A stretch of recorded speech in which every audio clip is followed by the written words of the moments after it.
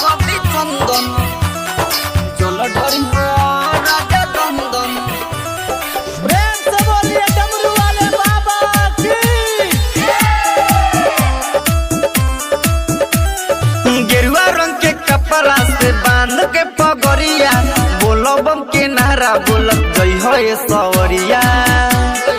हो रोहिया में मिली ढेर रहुरा कवरिया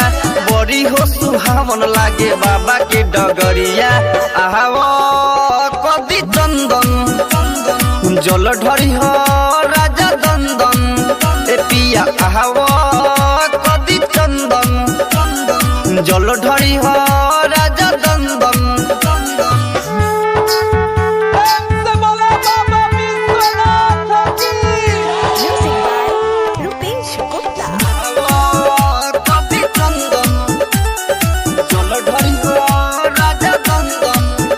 हो सुल्तानगंज से है जलवा भराई भूली हो न रह जाई बात हो कान्हे पका और ठीक से धरी हो छोरी हो न केहू के साथ हो ए राजा सुल्तानगंज से है जलवा भराई भूली हो न रह जाई बात हो कान्हे पका और ठीक से धरी हो छोरी हो न केहू के साथ हो बाबा के चिलम दवाई के काम करेला भंगिए के टावर में सब केहू रहेला बाबा और भंगिया के धरी हो ध्यान हो जाहि के शरण कुछ मंगी हो ज्ञान हो आवो कवि चंदन जल ढरी हो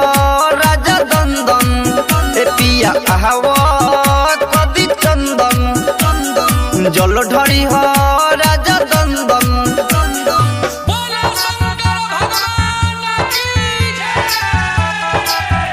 Music by Rupesh Gupta.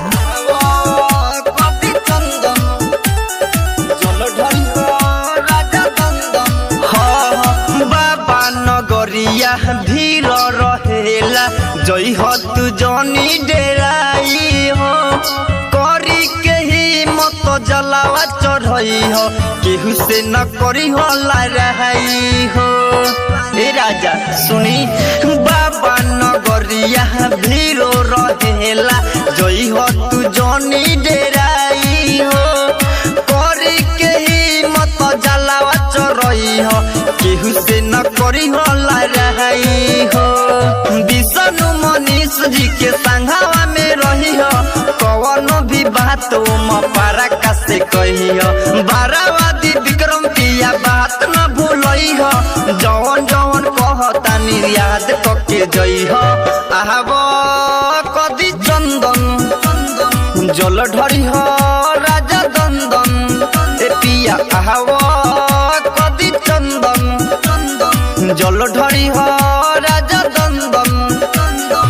Star digital recording studio बसंत बाजार।